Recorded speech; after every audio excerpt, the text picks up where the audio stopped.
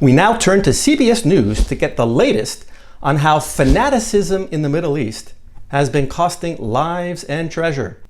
Wow, look at all that red in the sky at CBS. Are they saying that the whole world is on fire with conflict? Or is that about the global heat wave? What's up with that? Maybe they always change their whole studio to reflect the story they're covering? Like when they covered the power outage in Spain, did they change their whole New York studio to look like this?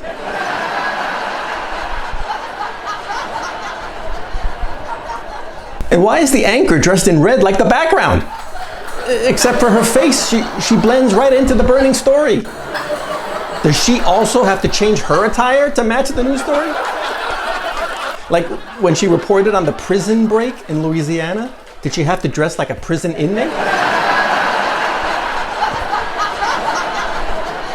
What do we know about the members of the U.S. government and other world leaders? Were they notified about any of this? A great question, because normally the White House would give key leaders in Congress a heads up if it is going to take significant action of this sort. Not briefed ahead of time was the Senate Intelligence Committee Vice Chairman Mark Warner. Oh my God, Senator Warner didn't know the Trump bombings were coming? The media talked about it for days on end. Everyone knew it was coming. In fact, this t-shirt sold out in Tehran by noon.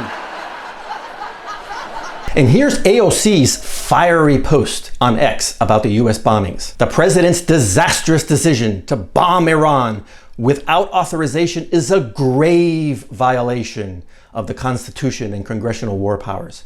He has impulsively risked launching a war that may ensnare us for generations. It is absolutely and clearly grounds for impeachment. But you see, that was written the day before AOC's anger management class.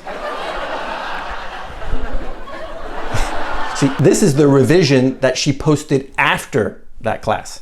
Dear Donnie's well-intentioned decision to ameliorate Iran's nuclear program may have been a teensy-weensy violation of the congressional war powers, although I could be wrong on that. Mr. President, I would appreciate it if you would look into these matters a little bit more closely next time and consider a tad bit more restraint. By the way, we still on for cribbage on Thursday? But even some Republicans, like Representative Thomas Massie of Kentucky, lashed out not only at Trump on this, but also other Republicans, like Speaker of the House Mike Johnson.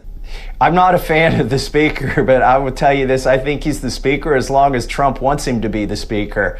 If Trump gets tired of Speaker Johnson, he better clean out his desk, because that's how he's speaker. He's just hanging on by doing whatever Trump wants.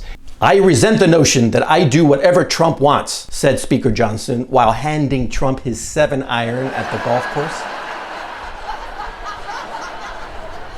And you know, it's usually a bad idea for a congressman of the same party to diss the Speaker of the House. Although Massie wasn't too upset when he found out that his punishment from the mild-mannered Speaker Johnson was that Massie would be kicked off the Capitol building's safety patrol unit, and that he'd still be on the Summer Fun Committee, but now only as timekeeper.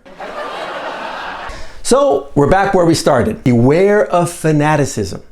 More specifically, beware of anyone, whether in politics or business, who's motivated more by emotion than by practicality. That's because you'll never be able to use logic to negotiate with someone who never used logic to arrive at their point of view in the first place. For you visual people, here's my negotiation pentagon.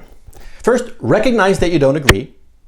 Then, identify practical or logical areas of disagreement. Agree on what concessions you can make, followed by implementing those concessions. And then finally, at the top, you achieve a win-win success. Problem with anyone who's a fanatic or who's highly charged about something is a breakdown in this corner right here. If they're a fanatic, there's no way to identify logical areas of disagreement. And so there's an irreparable break in the process. How can this model apply to liberals and conservatives who seem further apart than ever these days? I know you'll want to bring this up at the next family get-together.